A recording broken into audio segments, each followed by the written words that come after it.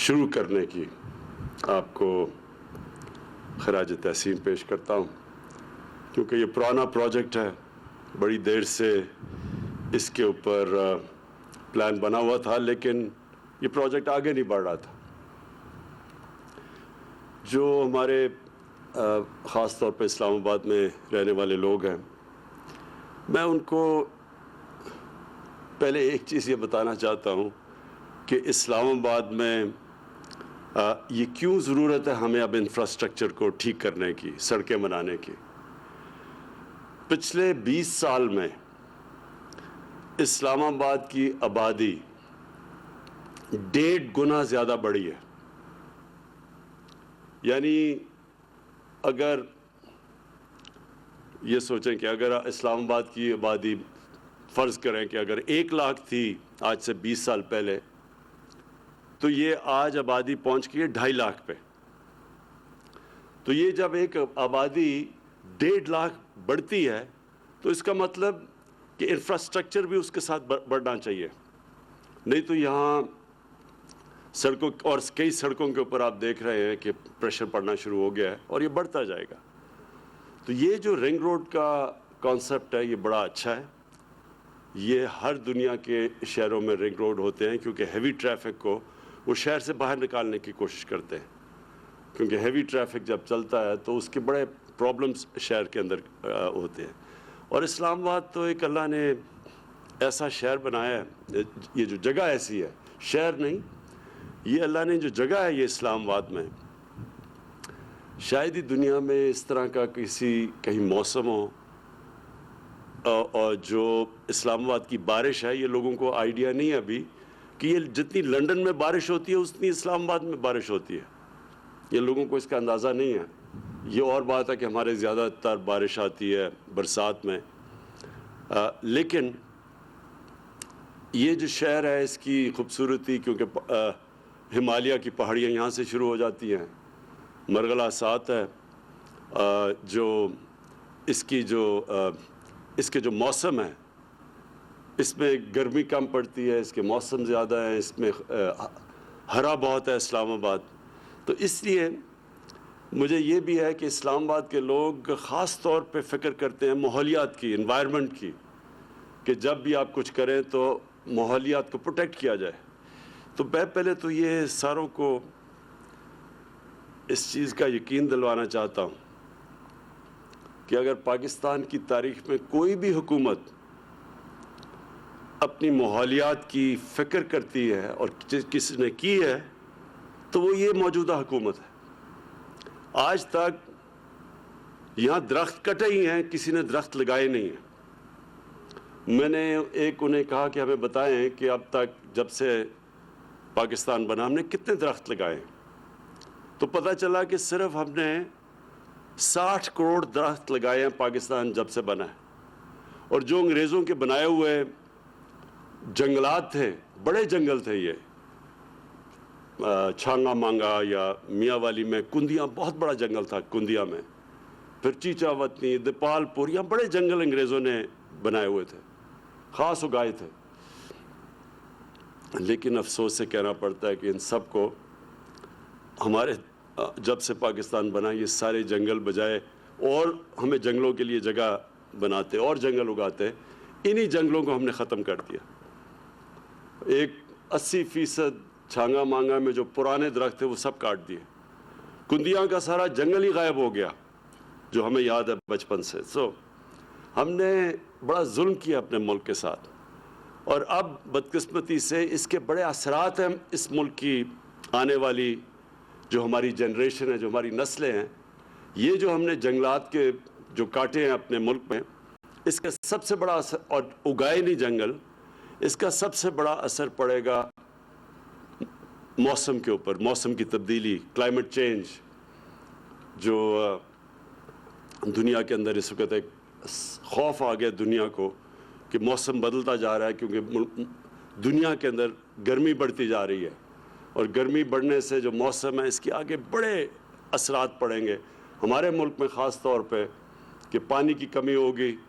یہ جو ہمارے پانی آتا ہے زیادہ تر تو ہمارے گلیشیئرز، پہاڑوں میں جو گلیشیئرز ہیں ان سے آتا ہے، تو جیسے جیسے وہ گلیشیئرز پگھلیں گے، موسم گرم ہوگا، تو آگے جا کے ہمیں بہت پانی کے مسئلے آنے والے ہیں۔ ویسے بھی پاکستان میں پانی کے مسئلے ہیں۔ ہمارے پاس مصر کے بعد ہم دوسرا ملک ہے جدھر سب سے کم پانی اویلیبل ہے۔ ہندوستان میں دگنا پانی ہے ہمارے سے۔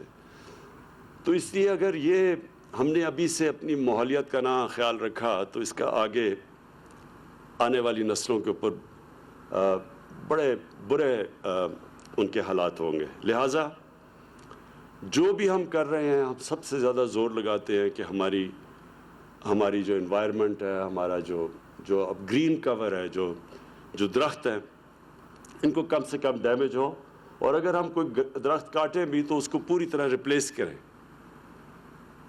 تو یہ جو میں پہلے یہ بتا دوں کہ میں نے سی ڈی اے چیئرمین سے پوری بریفنگ لی۔ کوئی ایک یہ خدشہ تھا کہ یہ جو نیا رنگ روڈ بن رہا ہے یہ مرغلہ پارک کے بیچ میں سے جا رہا ہے۔ یہ بالکل غلط ہے۔ میں نے ساری الائنمنٹ اس کی دیکھی ہے، اس میں کوئی بلکہ اس سے انشاءاللہ ہمارا یہ جو مرغلہ کی نیشنل پارک ہے یہ بچے گی۔ اور یہ بچے گی کیسے؟ کیونکہ یہ جو سڑک ہوگی ایک قسم کی دیوار بن جائے گی کہ اس کے پارک کے اوپر کوئی کسی قسم کی انکروچمنٹ نہ ہو۔ افسوس سے مجھے کہنا پڑتا ہے کہ ہمارے ہر ایریاز کے اندر جو ہمارے پارکس ہیں ان میں بڑی تیزی سے انکروچمنٹ ہوئی ہے پچھلے 20 سال میں۔ تو یہ ایک دفعہ یہ جب سڑک بن جائے گی تو یہ ساری جو نیشنل پارک ہے اس کی اس طرف رہ جائے گی، وہ بچ جائے گی۔ اور سب سے بڑی بات یہ کہ ٹورزم کے لیے بھی بڑا فائدہ ہوگا۔ یہ ہمارا جو سارا ٹریفک پھنس جاتا ہے جا کے باراکاؤ میں، جو بھی گرمیوں میں اب بڑا جب گلیات میں ٹریفک جاتا ہے تو وہاں بڑے بڑے میلوں کے ٹریفک جیمز ہو جاتے ہیں، کیونکہ وہاں باٹل نیک ہے۔ تو اس سے وہ بھی اسے بائی پاس کر جائے گا، وہ بہت بڑا فائدہ ہوگا لوگوں کے لیے اور سہولت پیدا کرے گا۔ اور ادھر سے بھی جو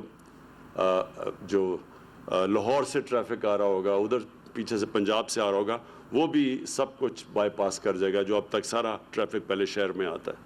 تو اس سے انشاءاللہ اسلام آباد میں بہت آگے جاتے، جس طرح ہماری آبادی بڑھتی جا رہی ہے، یہ جو رنگ روڈ ہے، یہ سارے معاملات، یہ جو کنجیشن ہے، اس کا انشاءاللہ یہ مسئلہ حل کرے گا۔ میں آخر میں صرف ایک چھوٹی بات کرنا چاہتا ہوں کہ ہمارے ملک میں بڑی بدقسمتی ہے کہ کئی دفعہ ہماری پولیٹیکل پارٹیز بھی، کئی دینی جماعتیں اسلام کو غلط استعمال کرتی ہیں، اور ایسا استعمال کرتی ہیں کہ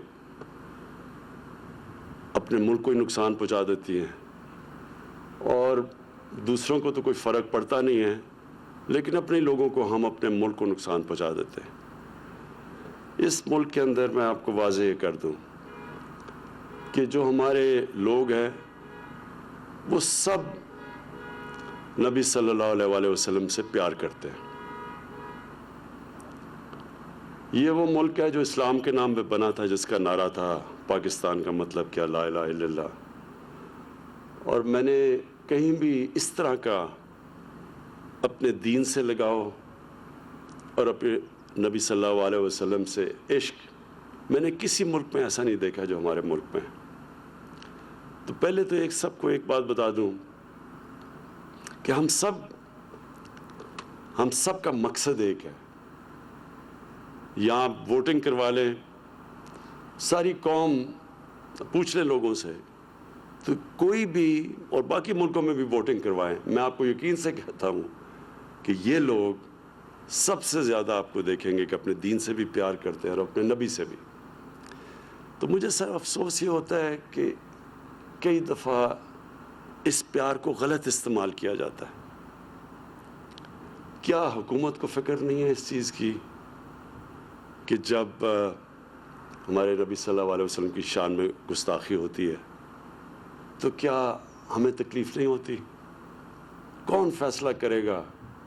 کیا کسی کے دل کو چیر کے کسی نے دیکھا کہ کون زیادہ پیار کرتا ہے نبی سے اور کون کم کرتا ہے؟ تو یہ اس کو جب استعمال کرتے ہیں غلط طریقے سے، ہم کوئی اپنے دین کو فائدہ نہیں پہنچا رہے. ہم جس ملک میں جرم ہوتا ہے ان کو نقصان نہیں پہنچا رہے، ہم اپنے آپ کو نقصان پہنچاتے ہیں. یہ میں آج آپ کو یقین دلا دوں کہ میرا اپنی قوم سے وعدہ ہے، اپنے لوگوں سے، کہ کوئی بھی پاکستان کی تاریخ میں اگر اس کے لیے دنیا میں کیمپین چلائے گا، اور انشاءاللہ ایک وقت وہ آئے گا کہ کسی کی مغرب کے ملکوں میں بھی لوگوں کو کسی کو خوف آئے گا کہ ہمارے نبی صلی اللہ علیہ وسلم کی شان میں گستاخی کرے. وہ اس لیے کہ اس کے لیے کیمپین کی ضرورت ہے.